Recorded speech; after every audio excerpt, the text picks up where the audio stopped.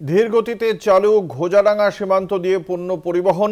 সোমবার থেকে বন্ধ ছিল এই পণ্য পরিবহন। সীমান্তে আটকে ছিল পণ্য বোঝাই হাজার হাজার ট্রাক। পণ্য লুঠের আশঙ্কা করছিলেন ট্রাক চালকরা।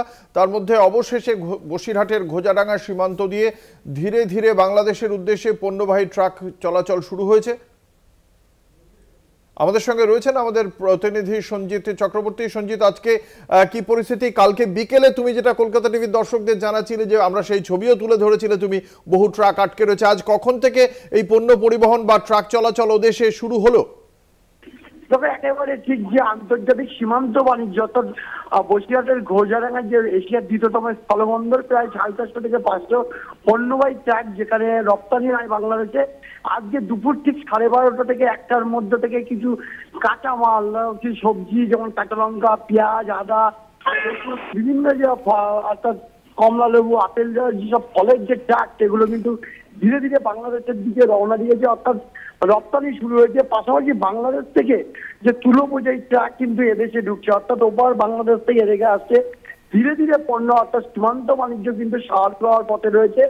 এছাড়াও আর একটা তোমার খবর দিই, যেটা হচ্ছে অত্যন্ত গুরুত্বপূর্ণ, যেটা হচ্ছে বাংলাদেশ এদেশ থেকে বাংলাদেশে কিন্তু বহু যেসব মেয়াদ উত্তর শেষ হয়ে যাওয়া বহু বাংলাদেশি নাগরিক, তারা বাংলাদেশ অর্থাৎ ঘোড়াডাঙ্গা সীমান্ত হয়ে ও ভোমরা বর্ডারে অর্থাৎ বাংলাদেশে ঢুকছে, এবং ওই দেশ থেকেও কিছু কিছু নাগরিক কিন্তু এদেশে ঢুকছে।